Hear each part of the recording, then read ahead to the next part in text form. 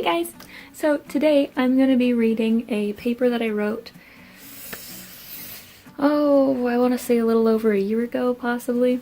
I wrote this for a school assignment, and it's something that I very much believe to be the truth about music. And so, as you saw in the title of this video, this is my paper called The Purpose of Music. What is music? Is it a sound, the telling of a story, a message, an expression of emotion, or an outpouring of the heart?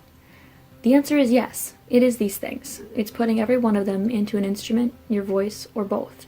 Telling someone how you got through something that threatened to tear you apart through a song can be extremely difficult. Giving your life experiences a rhythm and melody, bringing together the right words while trying to rhyme and hold rhythm.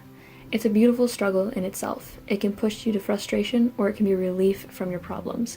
Bringing something that is 100% you into a world that can be harsh and unforgiving. Knowing not everyone will like it, and some people will make it known that they don't.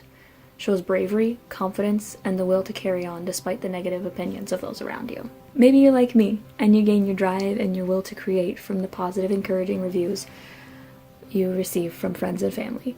Knowing in the back of your mind that you're not just doing it for them, but for yourself and the people out there who don't know how to express it themselves. I use my voice as a tool, a way of bringing the deepest parts of who I am to the surface and being vulnerable. Music is how I process things and force myself to deal with stuff that would be easier to avoid. It's my way of truly opening up and sharing who I am. I sing when I'm happy, angry, sad, when I feel like I'm about to burst at the seams with every emotion I am capable of expressing. Sure, I could sit and cry, or I could put it into music the way my heart is aching and actually resolve some of my internal conflict. Of course, I can and do enjoy just being happy and in a good mood, but nothing adds to that kind of joy like singing about why I feel that way. I plan to use music to reach out to people who would otherwise never hear what I have to say. I hope that it will one day be the reason people know my name, because of the stories I tell, the points I make, and the emotion I express that others can connect with. Every musician has their own sound, and I want mine to stand out. I want to grow my voice so that it catches people by the ear. I want others to like my music for what it is, not who I am. I aspire to become the artist whose song you hear on the radio and you look up later because you liked it that much, and not just because it was catchy. My music will have a real substance, real meaning, and true emotion. I personally have used music as a way to heal. Whether from an injury or an emotional break, music can help you through the process. When struggling with anxiety, I always did best when I took time to play guitar, whether or not I sang anything. Singing any upbeat song can change the mood you're in, but vice versa. Singing a song about something sad can make you feel that way. Our words have power, which is why singing about positive things is important.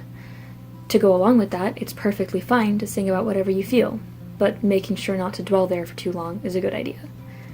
Music therapy is now an established health profession. There are different kinds of music therapy.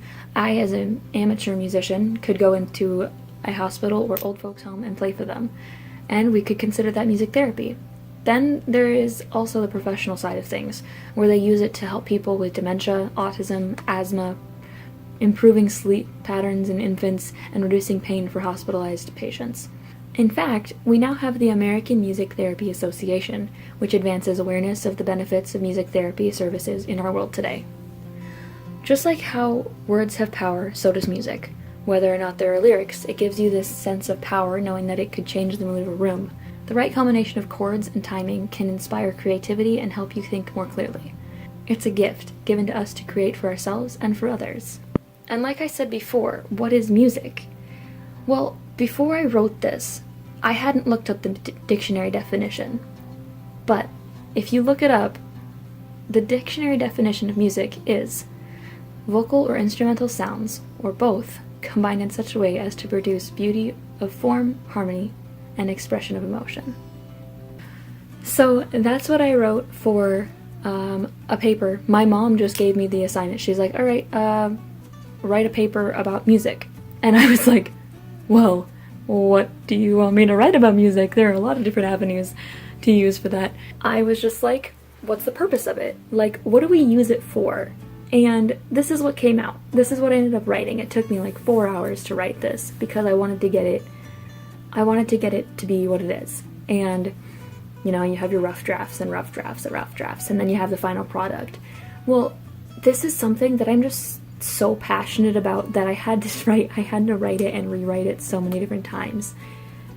And it's crazy because, like I said, before I wrote this paper, I hadn't looked up the dictionary definition of music. And I started it saying, what is music? Is it a sound, the telling of a story, a message, an expression of emotion, or an outpouring of the heart? The answer is yes. It is these things. It's putting every one of them into an instrument, your voice, or both. And the dictionary definition, like, this is so cool to me, guys, that, like, I was like, what is it? And I wrote it down, and then I looked it up, and I said almost exactly what it was saying. Not word for word, obviously, but what I said and what I felt music was and is what it is described to be in the dictionary. So to expand upon this paper that I wrote, I think it's really important for any musician or, you know, somebody who loves music in general, to really think about what is music to you? Like, what do you use it for? And I know that I use it, like I said, to process and to just kind of figure out what I'm doing, which I do all the time now. And I'll break out my guitar and I'll just start playing, and I'll just decide I'm going to use this chord progression today. I haven't used it, or I haven't used it in a while, or this is my favorite chord progression. And I'll just start playing, and then I'll decide, you know what, I feel like this is the kind of song I'm going to write today. So that's kind of just how I stress relieve, I guess you could say. I have a few different avenues of relieving stress, and I feel like it's really, really important for everyone to have different ways to do that. There are a lot of good ones, but you gotta remember that there are negative ways to relieve stress, which would be like, I have a list of positives and negatives, which, you know, you don't really think about, but you should. Like, which of these do you do? So, some positive ways, there's passive and there's active. Positive ways to manage stress. I'd say the passive are probably the ones you're going to do the most frequently, just because it's like, you know, you're not thinking about it necessarily, but it's something that you kind of do on your daily, which would be like spend time with friends, get a massage. I love massages, but I don't have the money for them.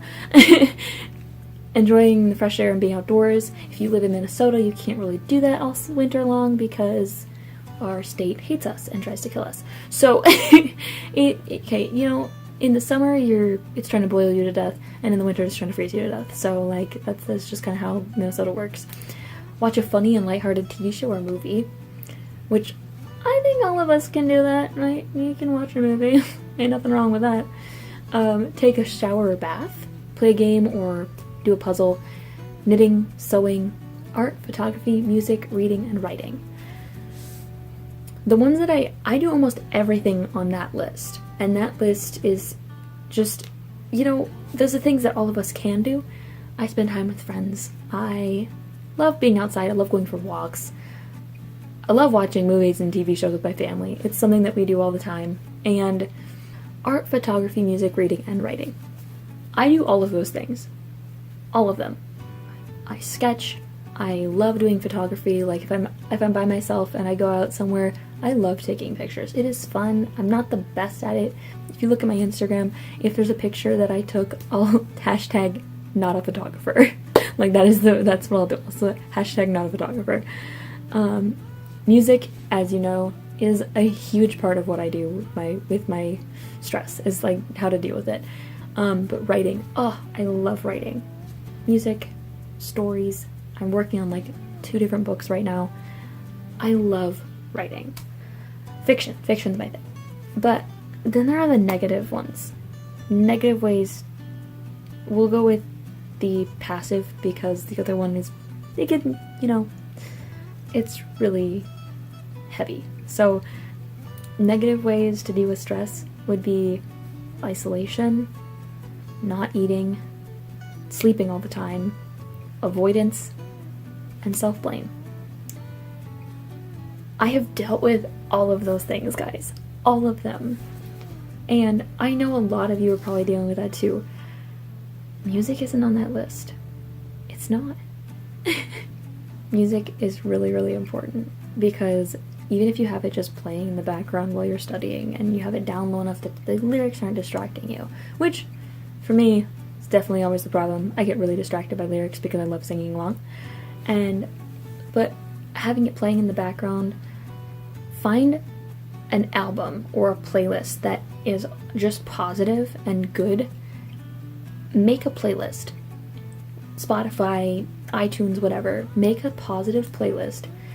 Have the volume low enough that it won't like distract you or keep you awake, and play it while you're studying or you're working on schoolwork, anything like that.